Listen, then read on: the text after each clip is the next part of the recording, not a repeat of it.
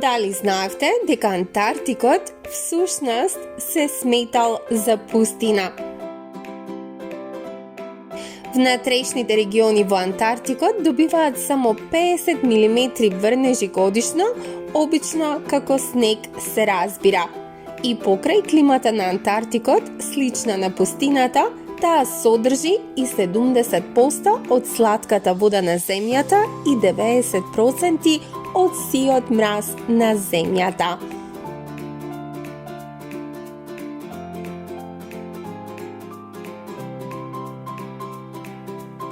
Дали знаевте дека земјата се движи околу сонцето со брзина од 107.000 км на час?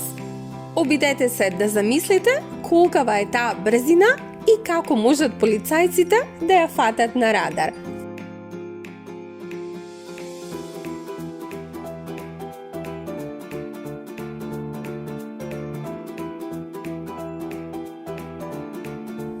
Дали знаете дека карпите можат да се движат?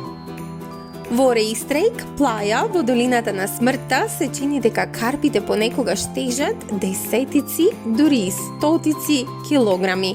Според истражувачите на НАСА, научниците веруваат дека карпите се движат поради преплавените карпи обложени со мраз од топената вода во ридовите над плаја.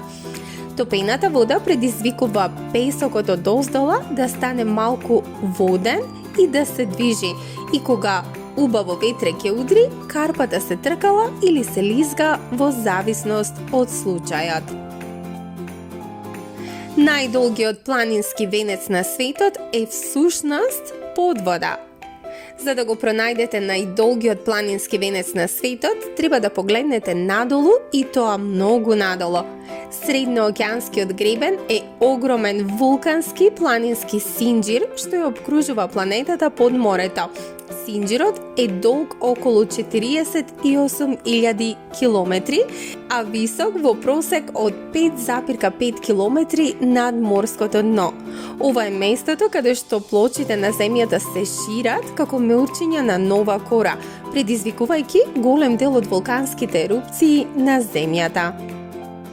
И дали знаевте дека земјата порано била виолетова? Според Life Science, древните микроби на земјата имале различна молекула од онаа на хлорофилот и кога ги користеле сончевите зраци, тие создавале виолетова нијанса.